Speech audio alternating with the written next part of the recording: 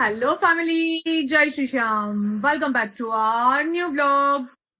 Believe નહીં કરો, સાંજના 5:30 વાગી ગયા છે અને હું 5:30 વાગે બ્લોગ સ્ટાર્ટ કરું છું. આ ધનુભાઈની કોલેજ તો છે ને, સાવ શેડ્યુલ એટલું ડિસ્ટર્બ કરી નાખ્યું છે ને. બસ એ પાછળથી જ બોલશે અને મારો ફેસ જોઈને તમને ખબર પડશે કે કેટલું બધું વર્કલોડ મારી એકલીના હેડેક ઉપર આવી ગયું છે.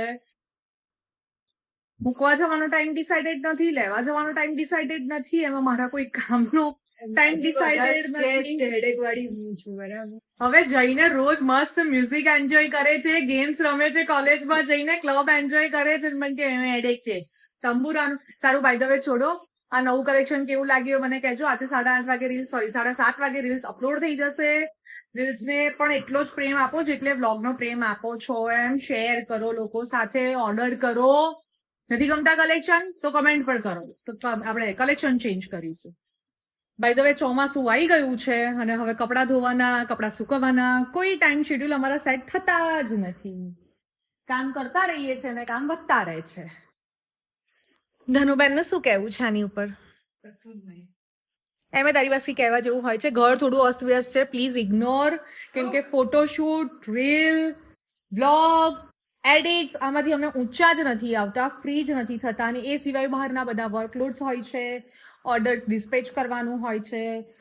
ભગવાન, પણ આવો થાક લગાડતા રહેજો, મને આવી જ વ્યસ્ત રાખતા રહેજો. મજા આવે નહીં કામ કરતા. ઘરના કામ કરવાની તો મજા મને ઓલવેઝ આવે જ છે, પણ હવે જે હું કામ કરું છું ને એ કામ કરવાની મને જે મજા આવે છે ને, હાય હાય હાય. રોજ રીલ્સ બનાવવાની અને એડિટ કરવાની અને અપલોડ કરવાની અને વ્યૂઝ ચેક કરવાના, એમાં જે ડીએમ્સ આવતા હોય, એમાં જે લોકોનો પ્રેમ મળે છે, વાહ વાહ વાહ, શું મજા આવે છે. બેસી ગઈ નવરી. બોલો, અત્યારે કઈ ભણવાનું નથી ને તો આટલી બધી થાકી જાય છે. મને તો ખબર નહીં પડતી આને ભણવાનું ચાલુ થશે ભાઈ, ત્યારે હું શું આજે થશે. 10:45 ની ગઈ હતી, બરાબર છે. મેં નાસ્તો ભાઈ, હું આજે છે ને 7:30 ની ઉઠીને એની પાછળ પડેલી છું અને 10:45 ની ગઈ હતી ને તો 10 વાગે મૂકવા હું પણ ગઈ હતી. હા, તો એ મૂકવા હતા, પછી અમે ત્યાં બેઠા હતા. અને આજે અમે જે સીટમાં બેઠા હતા ને, અમે આજે પેલો ઠાકોરભાઈ દેસાઈ હોલમાં હતા, તો એ હોલની અમે જે સીટમાં બેઠા હતા ને, એ સીટના રિક્લાઇનર્સ બગડી ગયા હતા. ભગવાન જાણે શું હતું, મારી સીટ બી પાછળ નથી. હું ને મારી બધી ફ્રેન્ડ આમના અટકીને બેઠેલા હતા. ભાઈ, આ વિડીયોને છે ને એટલી બધી શેર કરો, એટલી બધી શેર કરો કે ઠાકોરભાઈ દેસાઈ હોલનો જે ઓનર હોય ને એના સુધી પહોંચી જાય, તો આ મેસેજ આને મળી જાય કે ત્યાંની રિક્લાઇનરો સરખી કરો. વાહ ધનુ વાહ, જોરદાર. હા, બાકી ના ભાઈ, ચાલશે.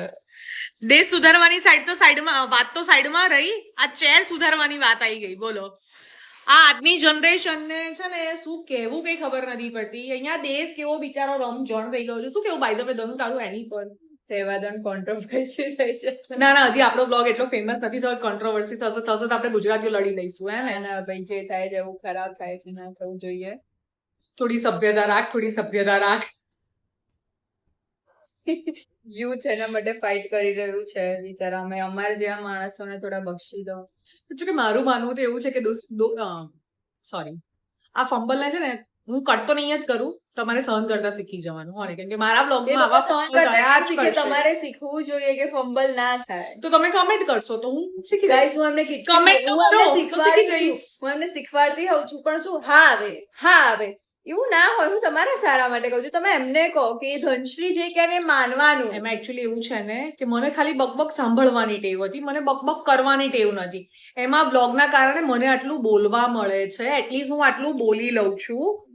બાકી મારા કાન ઉપર અત્યારે જે દયા થાય છે ને કે હવે મને બોલવા મળે છે, સાંભળવામાંથી થોડો છુટકારો મળ્યો છે. કશો વાંધો નહીં. હજી આ તો અત્યારે આવી ગઈ છે. સારું, બાય ધ વે આપણે વાત કરતા હતા મોદીની. મોદી ખાલી દેશમાં નથી, અત્યારે મોદી ઘર ઘરમાં છે. પોલિટિક્સ છે ને ખાલી દેશમાં નથી, ઘર ઘરમાં પોલિટિક્સ પહોંચી ગઈ છે. બાકી તમારું શું માનવું, કમેન્ટ કરજો. મારું કેવું તો એવું છે, કોઈ બી સિચ્યુએશન હોય હસતા રહો. હમણાં મેં મમ્મી રૂમની ઘડિયાળ તોડી નાખી હતી, કાચ ફોડી નાખ્યો. મમ્મી મને ગુસ્સો કરે છે, હું હસું છું. તો બસ બાય ધ વે ગુસ્સો કેટલી મિનિટનો હતો એ કહેતો મને જરા. ખબર નહીં, જેટલી મિનિટ હતો તો હસ્યા કરતી હતી. ઘડિયાળ તૂટી ગઈ, આખા ઘરમાં 2 જ ઘડિયાળ રહી છે હવે સાજી, એમાંની એક ઘડિયાળ પણ એને તોડી નાખી છે. તો મારો ગુસ્સો તો એવો હતો યાર, પણ વાહિયાત રીતે તોડી આડે યાર. 2 સેકન્ડમાં હું આવતી હતી, મારી રાહ ના જોઈએ. મેઇન વસ્તુ શું શીખવાની કીધી મેં, કે હસવાનું, રડવાનું નહીં, જે બી હોય હસ્યા કરો. તમને રડતી જોઈ કોઈ દિવસ? તમે કેમ રડશો કેમેરા સામે? ના, હું રડીશ નહીં, હું રડાઈશ. ના ના, હું કોઈ નહીં રડો, હું બધાને હસાઈશ. તમારી વાત ભલે મને કોઈ હસાવે કે ના હસાવે, ભલે મને કોઈ હસાવે કે ના હસાવે, હું બધાને જો હસાવીશ. જેટલા લોકો બ્લોગ જોઈ જો રહ્યા મારી છે આ અને smile comment જોઈ લો. કરતા હોય છે એ લોકોને ખબર જ છે કે હું કેટલું હસાવું છું, તો મારે કઈ જવાબ આપવાની જરૂર નથી. એટલે મને કમેન્ટ નથી કરતા ને એટલે મને ટોન્ટ પડી રહ્યા છે, ખબર પડે જ તમને? અને જો અમારી ઇયરિંગ્સ કેટલી જેલેસ થાય છે, હાય હાય હાય. તમારું શું, અમને બધી લઈ તો પહેરી લઈશ. એટલે તમારા ભાગમાં કઈ આવશે ને એટલે ફટાફટ ઓર્ડર કરો અને જલ્દી લઈ જાઓ તમારા ઘર સુધી. એટલે આ ધનુબેન કંઈક નવો સ્ટોક લાવવા દે તો નવો સ્ટોક પછી મારી માટે બી કંઈક આવે. બાય ધ વે તમે પ્લીઝ કમેન્ટ કરજો કે મારો નવો સ્ટોક કેવો લાગી રહ્યો છે, મારું કલેક્શન કેવું લાગી રહ્યું છે. હું વિડીયોઝમાં તમારી માટે જ પહેરું છું, જેથી તમને પણ ખ્યાલ આવે કે હું એટલીસ્ટ આટલી મિનિટ પહેરી શકું છું. તો બહુ જ લાઇટ વેટ ગરબા ક્વોલિટી બતાવો. વસ્તુ છે. ગરબા હું ભૂલી ગઈ બેટા. આ એક બહુ અચંબા જેવી વાત છે કે ધનુનો જન્મ થયો ને ત્યારથી હું ગરબા ભૂલી ગઈ છું. બાકી ગરબા ને યાર મારો જીવ હતો ગરબા તો યાર. દુનિયા ઉપરથી નીચે થાય, વરસાદ આવે, ભૂકંપ આવે, કઈ બી આવે, હું ગરબા કરવા જઉં જ. 9:30 ની ઘરમાંથી નીકળી ગઈ હોઉં તો સવારે 5:30 વાગે ને 6 વાગે ને 7 વાગે હું ઘરે આવતી હતી. બોલો. જો 5:30 વાગે અને મને 1:30 વાગે આમ ફોન આવવા લાગશે, કેટલી વાર છે. મને અત્યાર સુધી 1:30 વાગ્યા સુધી અહીંયા અમારા ફ્લેટ ની બહાર ક્યાંય ગરબા ગાવાની છૂટ મને મળી નથી, પણ આ વખતે હવે હું કોલેજમાં આવી ગઈ છું, હવે હું બી આવીશ 5:30 વાગે. મળીએ આપણે. આપણે બંને જોડે જઈશું બેટા 5:30. ના, હું મારા ફ્રેન્ડ જોડે જઈશ. આવજો તમે, તમને કોણ જો એમાં છે ને એને નહીં છૂટ આપવાના કારણ 2 છે. અમારા વખતે એટલું સેફ હતું ને કે હું છે ને એકલી ચાલીને હું ગરબા ગ્રાઉન્ડ સુધી કે જે સોસાયટીમાં રમવા જતા હતા ત્યાં સુધી હું 5 વાગે એકલી વોક કરીને હું મારા ઘર સુધી સેફલી પહોંચતી હતી. અને બીજી વસ્તુ એવી હતી ને કે હું મસ્ત ગુંડી હતી. કોઈની તાકાત નથી આપણને હાથ લગાડવાની કે 2 શબ્દો બોલવાની. અને આ મારું પોપલું આની પાછળ બધે ભરવું પડે છે. રોતડું છે 1 નંબરનું. અને હું તો ગામને રોડાઈને આવતી હતી. બોલું જો હવે કઈ નહીં બોલે, મમ્મા રિક્ષા નથી મળતી, શું કરું? એનો ફોન આવે તો કોણ જવા દે એને? ક્યારે કર્યો તો ફોન એવો? હા, એ રિક્ષા નથી મળતી ને અને ટ્રાફિક હતો, 31st હતી અને બધા ફ્રેન્ડ્સ છે ને, બોલું આગળ બોલું તો ભાઈ અમે રીતે રસ્તો કાઢી દીધો ને તમને ફોન કરીને કહેવાય તો મેં તો એઝ અ ફ્રેન્ડ મમ્મીને શેર કેટલા કિલોમીટર? મમ્મી અમે આવી રીતે આવું કર્યું અને મારી જોડે 4 દિવસ બોલી હતી, પણ આજની તારીખે બી આજે 4th જાન્યુઆરી વચ્ચે વાત કરવાની, 4થી 5મી જાન્યુઆરી વચ્ચે વાત મને નથી ગમતું કે મારી છોકરી આવી રીતે રોડ ઉપર વોક કરતી ક્યાંય જાય અને લોકો એને સ્ટેર કરે. નતા કરતા, બધા busy હતા એની life. તું જોવા ઉભી રહેતી હતી એટલે તું ચાલતી હતી કે તું લોકોને જોતી હતી કે લોકો તને સ્ટેર કરે છે કે નહીં એમ? જો ભાઈ એ વખતે એને છે ને ઓટો ના મળે. એક તો ફેસ્ટિવલ સિઝન હોય એટલે અમદાવાદમાં છે ને આ ટ્રાફિક એટલે બહુ ગંદો ટ્રાફિક રહેવાનો છે. ના ઉબેર મળશે, ના ઓલા મળશે કે ના તમને કોઈ લોકલ ઓટોઝ મળશે. અને બધા ફ્રેન્ડ્સ નીકળી પડ્યા હતા, પહોંચી તો ગયા એક જગ્યાએ, બીજી જગ્યાએ વેટિંગ નીકળ્યું એટલે ત્રીજી જગ્યાએ ચાલતા કેટલા કિલોમીટર સુધી રોડ ઉપર એ લોકો વોક કરી છે. અને મને એટલો ગુસ્સો આવ્યો તો ને કે સાલું મેં કોઈ દિવસ નીચેથી 4 રસ્તા સુધી ચાલતી નથી જવા, મેં તને કોઈ દિવસ ઘરથી 4 રસ્તા સુધી ચાલતી નથી જવા દીધી, તું આવી રીતના રોડ ઉપર ચાલીશ એની. એક માં તરીકેનો પ્રેમ તમે સમજી શકો છો યાર, ચિંતા હોય. અને આ પ્રેમ ને આ ચિંતા દીકરીના મા બાપ ચોક્કસ સમજી શકશે. શું કહેવું આના પર બી કમેન્ટ કરજો યાર. તમે કમેન્ટ નથી કરતા, કમેન્ટ તો કરો. હું કેટલી મહેનત કરું છું બ્લોગ બનાવવામાં, બકવાસ કરવામાં અને આની સાથે માથા પચાડવામાં. કેટલી કન્વિન્સ કરવી પડે છે ખબર છે મારે એને બ્લોગ ચાલુ કરવા માટે થઈને?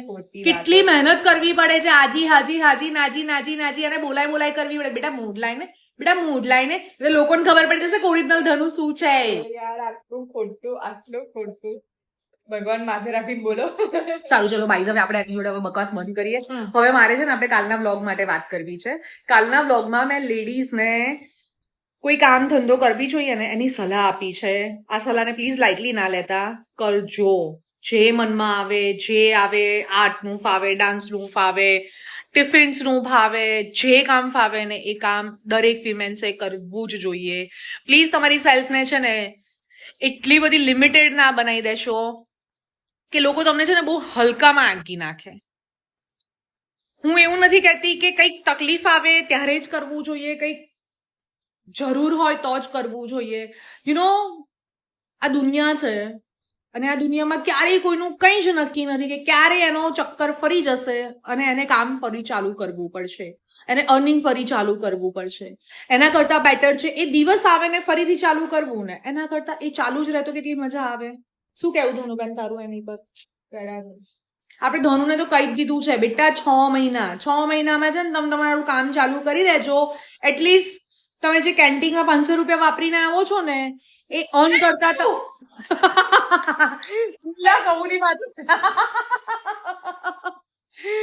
હે ભગવાન, જો આવું ને આવું અમારા ઘરમાં ચાલ્યા કરતું હોય. વિડીયો એડિટ કરવા બેઠી ને ત્યારે ખબર પડી કે આ વિડીયોમાં વોઇસ જ નથી આવ્યો. બાય ધ વે હું અહીંયા કહી રહી હતી કે ઘરના બધા કામ પતી ગયા છે અને હું નીકળી ગઈ છું હવે મારા ઓર્ડરને ડિલિવર કરવા માટે.